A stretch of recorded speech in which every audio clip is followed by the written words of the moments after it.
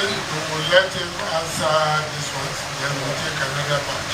But just add to that so that we can clarify this. Would you have in your possession any signed agreement between Rivers and the federal government or the Federal Ministry of Aviation to spend state funds on federal projects? I'm talking specifically in respect to the 5 billion for airport runway, another 5 billion for night landing facilities. To try to introduce yourself more completely. So he is the immediate past Permanent Secretary Works. He just retired on the 2nd or 3rd of June, right? He just retired on the 2nd or 3rd of June, and he was absorbed as SA Works. I'm sure that's part of the question you asked, because there's continuity in what we're doing. So it's not like he came from outside. As a background to the questions we received so far, recall that we had reiterated that we inherited a document that was the 2025 budget proposal, quote unquote, that the Supreme Court nullified. We had 2025 as well, actually, right? So we inherited a document that was prepared by the state, going through all the processes that had gone through. That was the foundation of the document that we have today. So I'm reiterating that so that it's important that it's not like the administration gathered people and started all over again the process of preparing this budget. So that was the foundation of the document that we're considering today. Having said that, I would allow the acting PAMSEC for planning to take the question on MTEF, as well as any other one that she will take. I'll take the government house one. Thank you. The budget.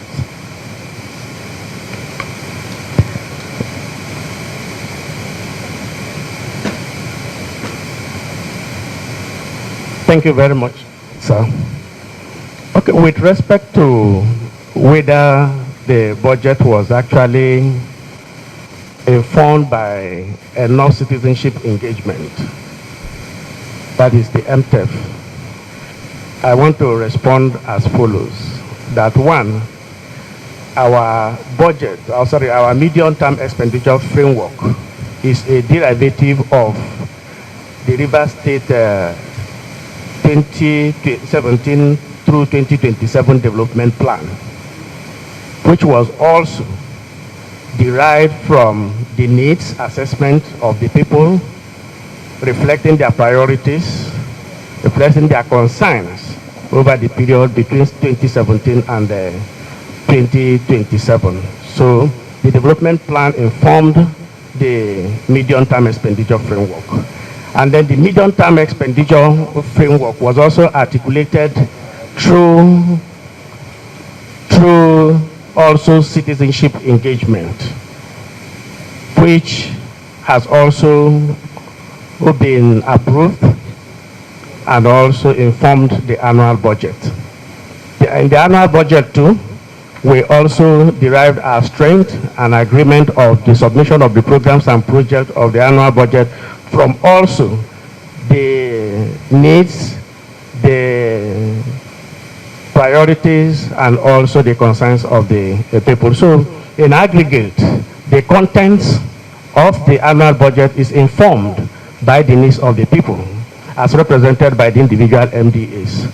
And then the MDA, the medium-term expenditure framework, also encapsulates the contents of the annual budget. And the MTEP is derived from the development plan. So it's a people-oriented thing. So yes, the costing too is also duly informed from the information we have from the procurement unit of the state. With respect to the contingency reserve, honorable members, our state is a very peculiar one, and from time to time we experience such exigencies as flood, security issues, and many more in different forms that threaten the peace and security of our state and also affect our growth and development. So contingency fund is earmarked to attend to such exigencies. Thank you. To the issue of the budget on the State House, and specifically the provision for gunboats. Now, historically, subnationals have supported the security agencies in the discharge of their responsibilities. And with River State, it hasn't been different over the years. It's the environment is generally a maritime environment, and there's a need to support the efforts of the federal government to aid the services and the work that the security agencies are doing over the years. And that is why we have this provision that we have there, with respect to the provision for gunboats specifically. Now, with respect to the issues around agreements with the federal government as it relates to the provisions for the runway and the lighting. Now, first thing, the contract was awarded by the suspended governor already. There's an ongoing project as we speak. The work has progressed, and then contractor has not been paid. Most of the payments are still pending. It's those payments that are captured in the document that we have here. And the runway in question is the Air Force runway inside the town that the Air Force uses, and the state government actually does use that facility itself. Now, there were issues around the state of the runway, and I don't think it's abnormal for state governments to intervene when agencies make such a request and the states are able to do it. So this is not a project we are introducing as administration. It's a project that is actually ongoing. In fact, we did inspect it a few days ago when we had returned briefly to Port Harcourt. So with respect to that, that is how we have it in the budget. I don't know if that has answered the agreement. With respect to an agreement, I am not aware there's an agreement with the federal government with respect to this particular runway. Now, with respect to budget tracking and budget performance,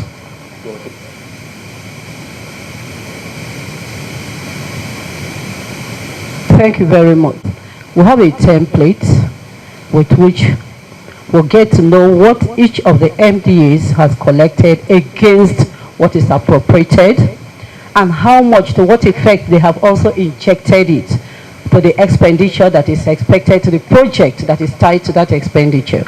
And we also work in tandem with the Ministry of Finance, who actually does the releases, to know what has been done, what has been received, so that we have a track record.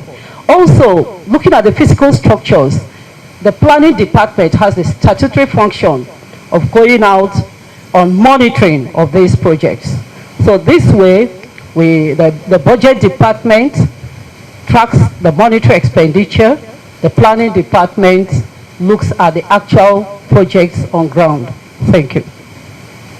Then in mind, if my figures are wrong, you let me know. If the proposed budget is 1.4 trillion, but your revenue is 919 billion, so there's a deficit of 566 billion. I'm sure you will be able to explain as you get questions how you are making up for the difference.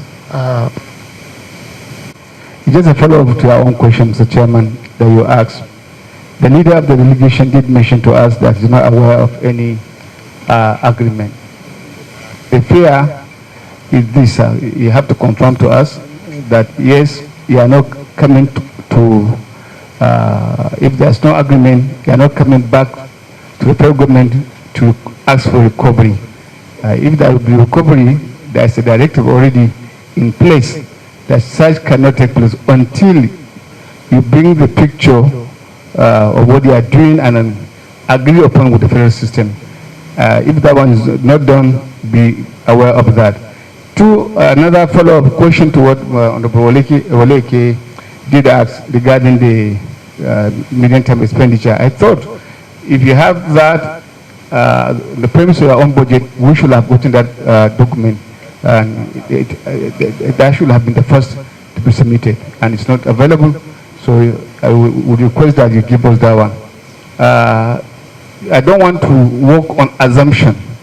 And so what the director of budget did explain, ordinarily, even though because we are fast tracking, you can't consider every budget you are doing unless you give us the performance in terms of percentage of releases, percentage of utilization, and the percentage of the work, including the names of the contractors who are working each contract or on every project. And I think I will still request for that so that let our documentation be complete.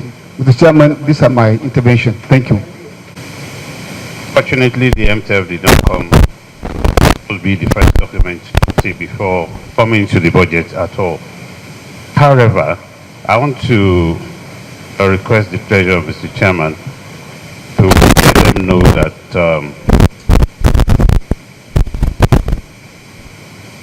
in case, because looking at the budget, the new projects that you want to embark upon and the ongoing ones had classified them into how critical each project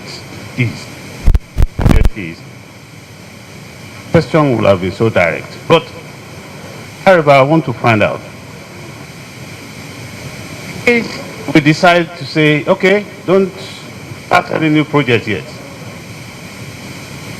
Go and itemize the critical ones and see how you want to complete them, and then we slash your budget that level. Are you going to, is the state going to suffer any consequence because of that? That is number one, sir. Then number two, yes, we want to know why you are taking Rivers money. Yes, sir. Please let that be justified. Just give us the justification, the reason. Because this Rivers University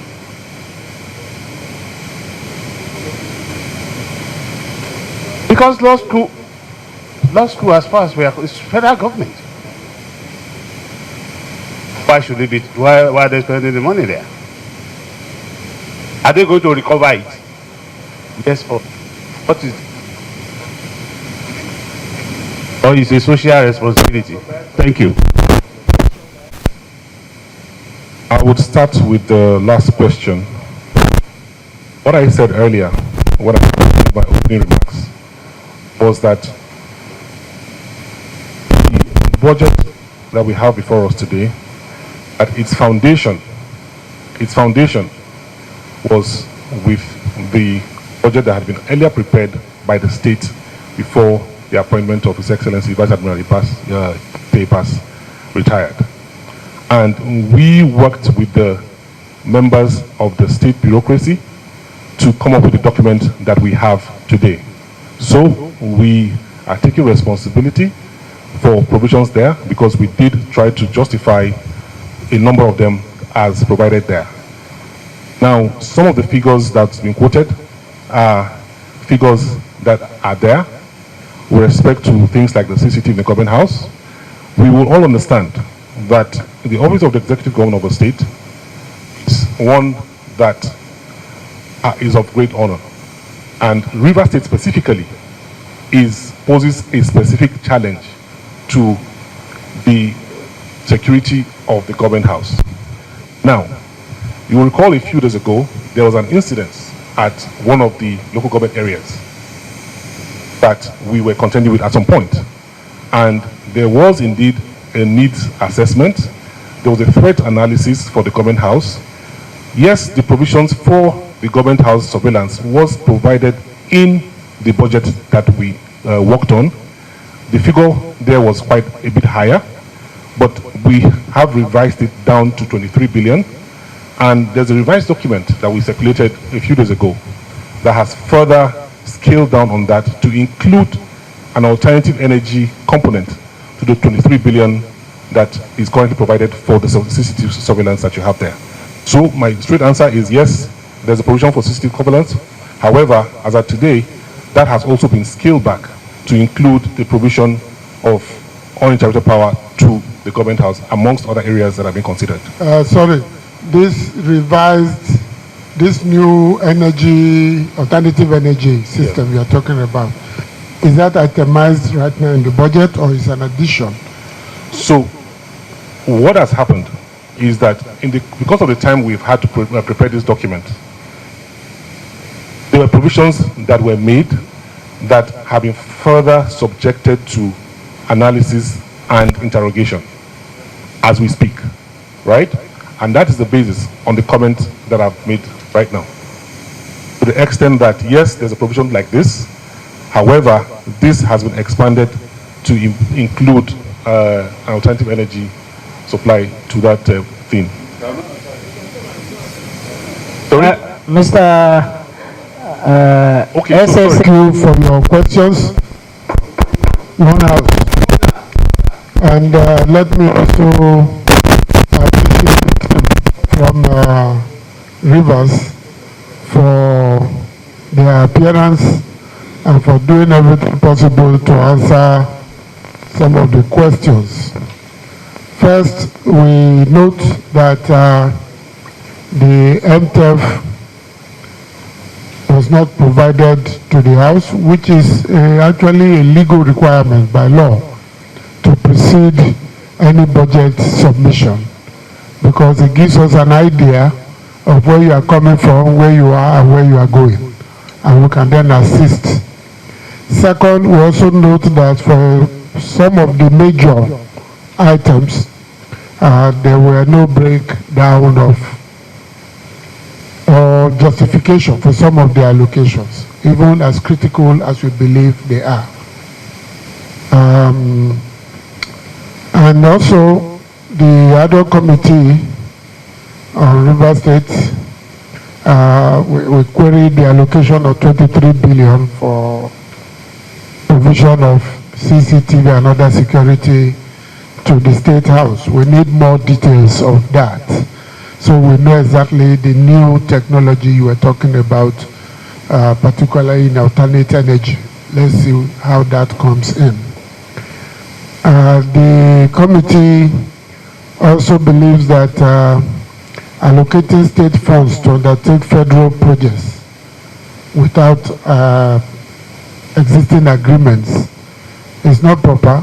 Even if you met it, you should demand to see that document to be sure that state funds already allocated to the states does not find its way back to the federal government one way or the other. We are not against the project. We are just saying the proper thing should be done. The question of 30 billion for gunboats and 25 billion for contingency. We know River State has its own peculiarities, but we need additional details for those allocations. We've also requested for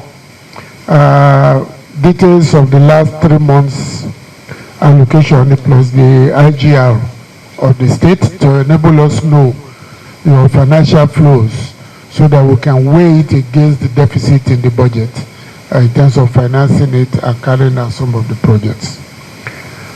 We also need details of transfers to local governments, essentially how local government funds coming into the state are being managed at the moment.